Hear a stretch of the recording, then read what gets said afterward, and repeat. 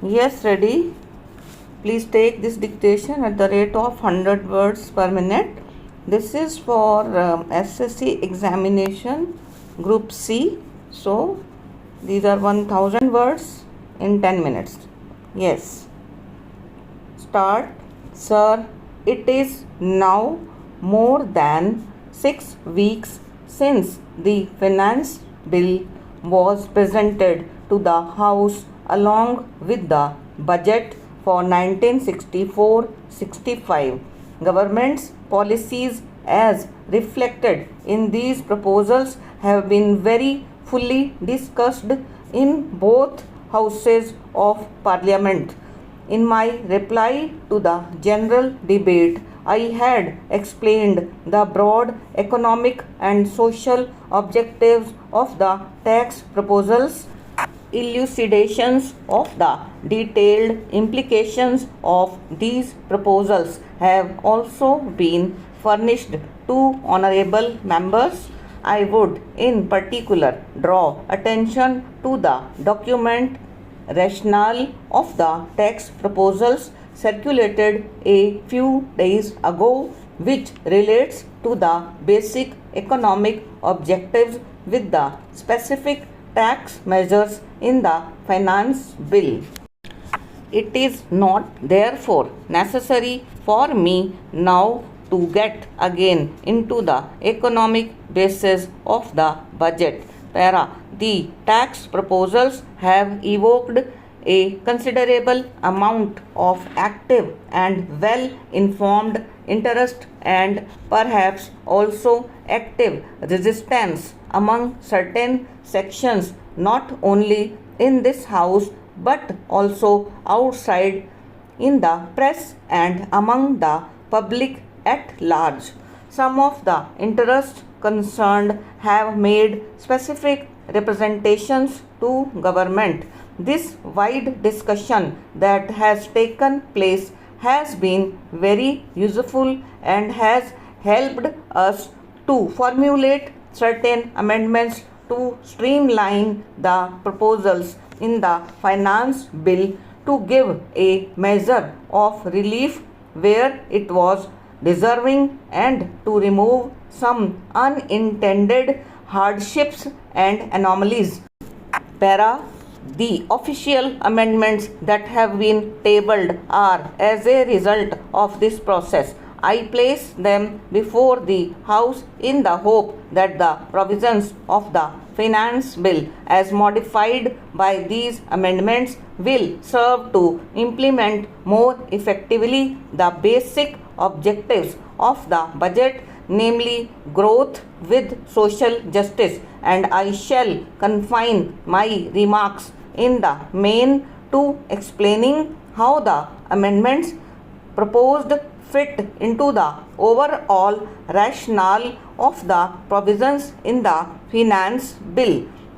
Sir, at the time of introducing the budget, I gave some thought whether it was necessary for me to introduce the finance bill as it related to direct taxes at the same time, and whether I should not follow the practice followed in the United Kingdom of introducing a bill later on after outlining the provisions. Finally, I stuck to the convention, but in the light of my experience this year, I do hope to be able to make the departure, namely to announce the proposals first and bring in the bill later. The structure of personal taxation in the finance bill is considerably simplified one. The main changes introduced in this year's budget aim at simplification of the rate structure of income tax, relieving persons in the lower and small income groups from the burden of compulsory deposits, moderating and readjusting the incidence of tax consistently with the interest of revenue and introducing the advantage of tax savings in mobilizing greater private savings in the middle and higher income groups.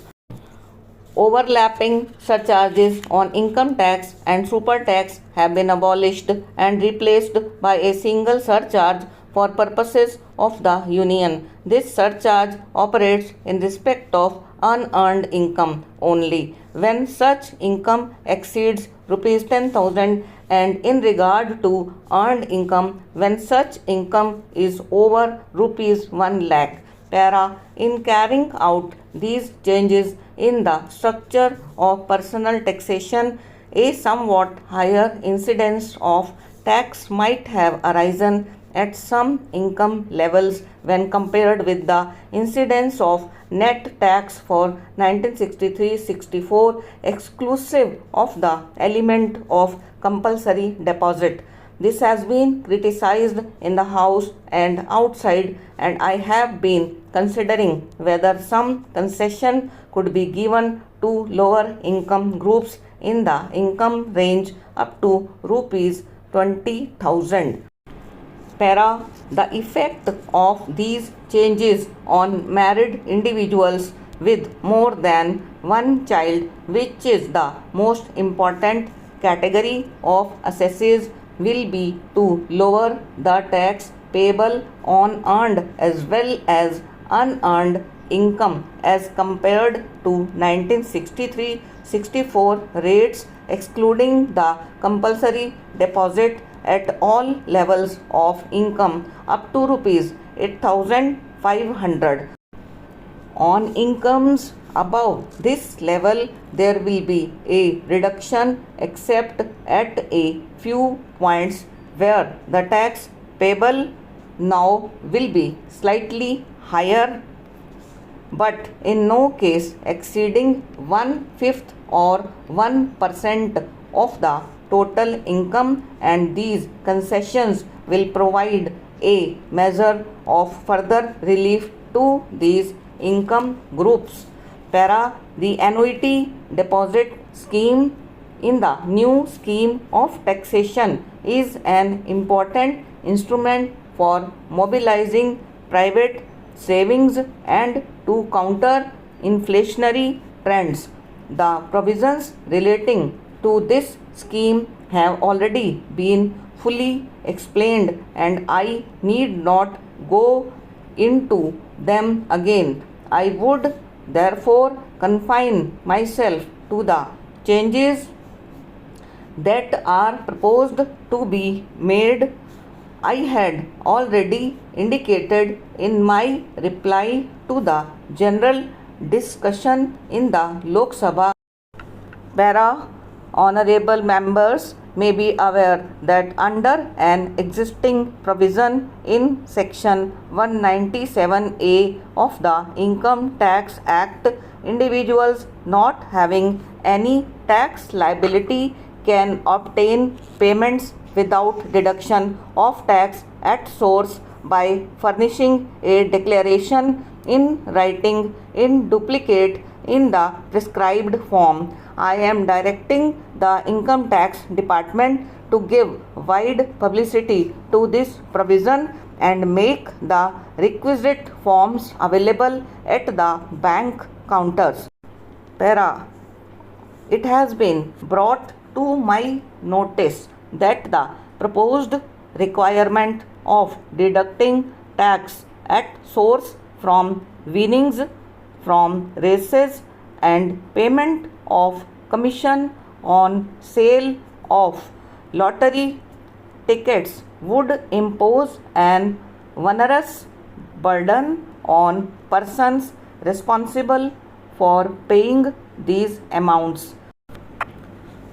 With a view to mitigating this hardship, I propose to provide for a threshold limit of rupees 2,500 for deducting tax at source from winnings from horse races.